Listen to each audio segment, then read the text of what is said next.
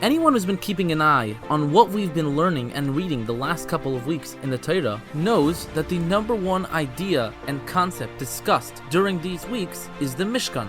Both parshas that we're going to read this week continue that theme. They talk about the Mishkan, all its laws, and how we are going to make a dwelling place for Hashem in a physical space that will take the Jews wherever they go. As this week's parsha winds down, as Sefer Shemais, the second book of the Torah, comes to a close, we find the Torah telling us a perfect storybook ending. The Torah says, "Vayechasa onan as ha'oil moed ukvoid havaya malayas Mishkan." The cloud covered over the oil moed, the tent where Hashem would meet Moshe. The presence of Hashem filled the entire Mishkan. Everything the Jews did was proper, done to exactly the way God wanted it. The Torah then continues that while the cloud, the holy cloud, was on top of the tent where Moshe and Hashem would meet, Moshe Rabbeinu was not able to go inside, and the Torah once again finishes off, Uvoid Hashem Maliyas Mishkan. Hashem's glory, Hashem's honor filled the Mishkan. Sounds like a perfect storybook ending. But wait, there's more. The Torah then continues that whenever the clouds surrounding the Mishkan picked up and went,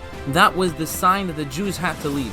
Whenever it stopped, that's when they stopped. But what does this have to do with the point over here? We just ended off very nicely how everything was completed and Hashem went into the Mishkan. That should be the end of the story. That should be the end of the second Sefer in Shemais. This last detail talking about the way they travel should really go in Parshas Maseh that we're going to read many weeks later, which outlines all the travels on how the Jews traveled in the desert. Or in Parshas Beha'aloscha, also read a little bit down the line, which also talk about these travels. We seem to ruin our perfect ending here for a detail that seemingly has no significance to this particular place in the Torah. What do the mechanics of traveling have to do with anything here? Explains the Rebbe that we have to understand the entire purpose of what the Mishkan was. Explains the Rebbe that we know the purpose of our life is to try to get to a higher level, a level with less limitations, and even better yet, a level with no limitations at all, to try to reach the Bli Gvul. But ultimately, as we know, that's not the purpose. The purpose is ultimately to bring it down into the world, that from our limitations,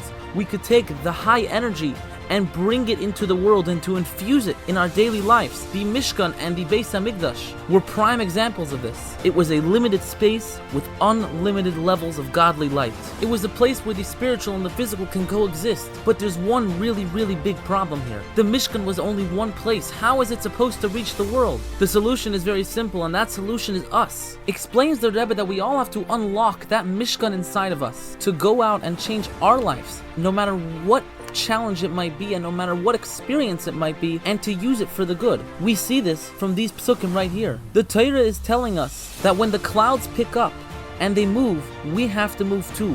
When Hashem picks us up and throws us in a certain situation, in a certain case, and puts us in a certain circumstance in which we can do something good, we have to do good. What Hashem is telling us here is that the entire purpose of the Mishkan, everything that we've spoken about in the last 5 weeks of laws to the specific detail of the way everything is made, will all be for nothing if we don't take it and apply it to ourselves. The Torah could have ended off with the nice, powerful words of Hashem's glory filling the Mishkan, but that's not where it's at. We continue an extra couple psukim to tell us that the way the Jews use the Mishkan is the very reason that the Mishkan is here. That when the clouds pick up and the clouds go, we go with it. When Hashem picks us up, when we find ourselves in a situation in which we can do something good, we have to get up and go do it. Because that is how we unlock the Mishkan inside of us. That is how we validate the construction of the Mishkan and the subsequent buildings of the Beis HaMikdash. And really, that connects exactly to what we've been speaking about in the beginning of this book of the Torah. The beginning of this Sefer, Shemais, talks about how the Yidden left Mitzrayim, the Jews were freed from Egypt.